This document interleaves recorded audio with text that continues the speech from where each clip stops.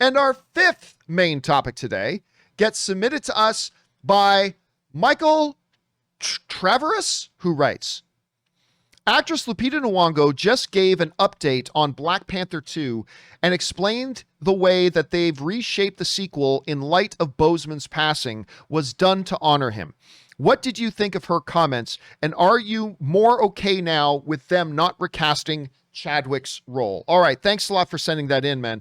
And obviously, one of the big topics of conversation over the last year or so has been Black Panther 2. What do you do with Black Panther once Chadwick Boseman tragically passed away? Now, my position on this has still not changed. I believe the right thing to do is recast the role. You know, that is how, Chadwick and the MCU and Ryan Coogler created a culturally beloved character in T'Challa, brought him, well, they didn't create the character, but they brought this incarnation of the character to the big screen, T'Challa is incredibly socially significant, incredibly important to a lot of people. They laid the groundwork and started this thing going. And I personally believe that the way to honor somebody's work is not to then kill their work. I believe the way you honor somebody's work is picking up the damn baton for them and carrying on for them, since they can't do it themselves anymore. That, to me, is the best way to honor somebody. That being said, I am actually okay with them not recasting because I know they're doing it from a place of respect. I disagree with the decision. I think the more respectful thing to do is to carry on the legacy, but I know their heart's in the right place. I know Ryan Coogler's heart's in the right place. I know Marvel's heart's in the right place. And so while I disagree with their decision to not recast, I respect it and just look forward to see what they're going to be doing moving forward. So we've been waiting anxiously to get some information on, how they're approaching this. And the Academy Award winning Lupita Nyong'o, one of the flat out best actresses in the world right now. She came out, she was asked recently about, how is this thing coming together? How is it moving forward? And she said the following. His idea, talking about Ryan Coogler's idea, the way which he has reshaped the second movie, because you got to remember, Rob, he had the second movie kind of planned out.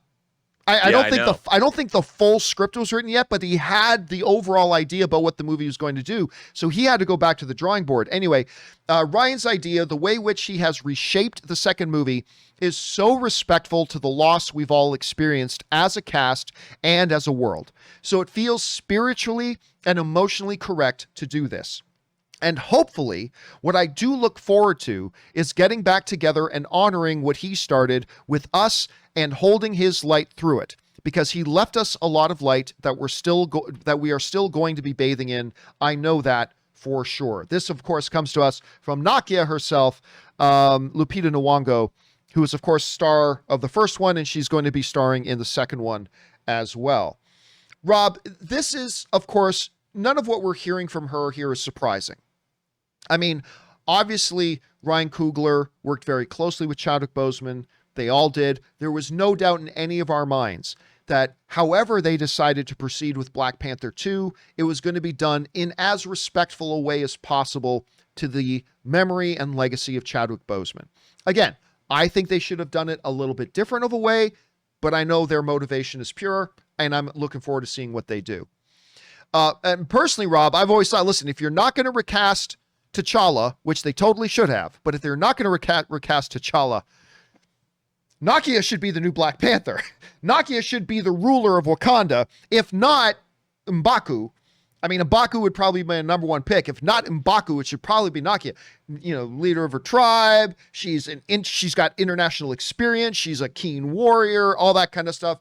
Yada, yada, yada. But anyway, hearing from her that they're taking this approach, it makes me, as a fan, both of Chadwick Boseman and of the MCU in general, and of this specific property, Black Panther, it makes me as a fan feel a little bit more at ease. I know that they're taking this project very, very seriously. I know they're taking how do we deal with the legacy of Chadwick Boseman very, very seriously. And I know they're going into it with all that motivation. And while I still believe, and I'll repeat it 50 more times, that I believe the story of T'Challa should continue on with the recast, I am yet still very excited to see what they do decide to do, what direction and path they do decide to take. Whether it's a brand new character, whether it's M'Baku, or whether it's Nokia, or whether it's Shuri. It shouldn't be Shuri, although she's one of my top 3 favorite MCU characters. But I'm very excited to see where they go. Ryan Coogler is simply one of the best directors in the world right now, Rob, so we trust him. Rob, you now hear these comments from Lupita. Where are you right now overall in, your interest in a Black Panther 2, and what do you make of the comments she just gave us? Well, when we've had these discussions in the past, I've said I have always kind of thought of it as, if they're not going to recast, which I think is an interesting way to go, there's a great story to be told. Who accepts that mantle?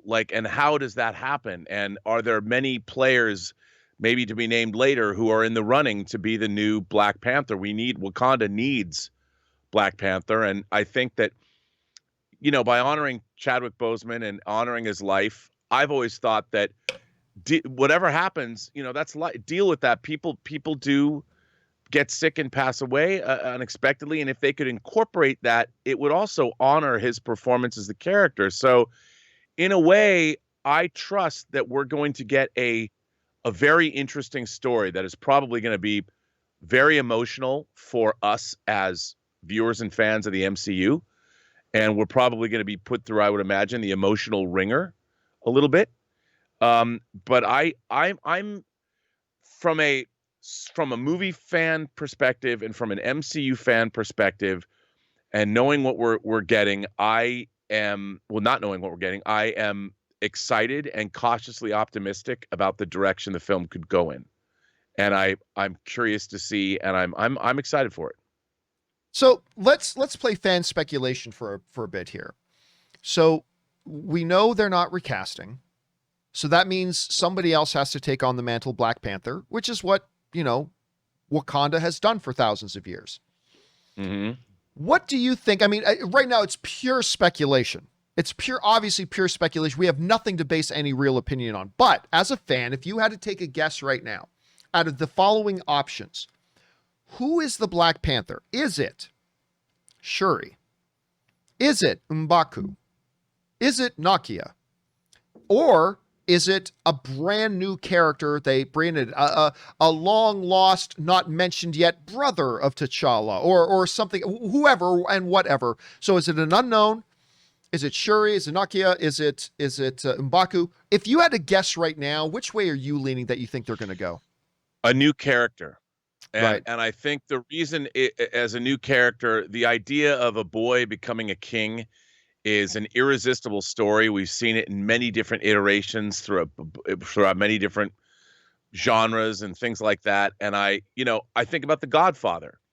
The Godfather is really a story, Godfather 1 and 2, about, as Coppola said, a king and his 3 sons. And The Godfather is the story of Michael Corleone being somebody who was outside of the family business, who has to come in and learn to be king, if you want to look at it that way. And I think that's what we're going to get. We're going to get a new character, and we're going to see that very classic story of somebody maybe who believes that they're unworthy or doesn't understand the mantle of the Black Panther, what it means. And we're going to see them by trial, a fire of some kind, some crucible that they're going to have to go through to be forged into the new Black Panther. I think that's the way to go, because one, that plays into the whole super heroic mythology, and it allows our other characters, they're probably all going to have a part to play in the forging of this new character into the Black Panther. And I'm there for that. I love stuff like that. So bring it on. Of course, that's a lot of suppositions I'm making about the story they're going to tell. But I mean, I think that's kind of where I'd like to see it go. Let me throw the spitball at you here. I heard this one theory that I instantly scoffed at, but then the more I'm thinking about it, again, this is pretty wild, but the new Black Panther will be T'Chaka. T'Challa's dead dad?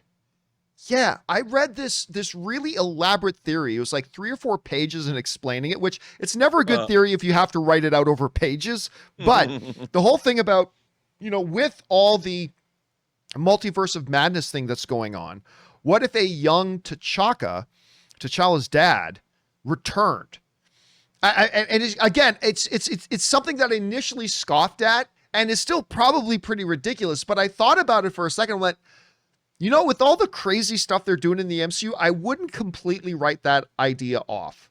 I wouldn't. It keeps it in the family. I wouldn't write it off completely. So I don't know. It's an interesting one. Anyway, question is for you guys.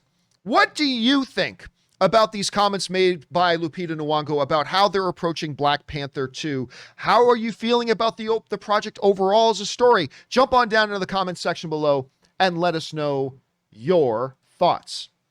Okay, guys.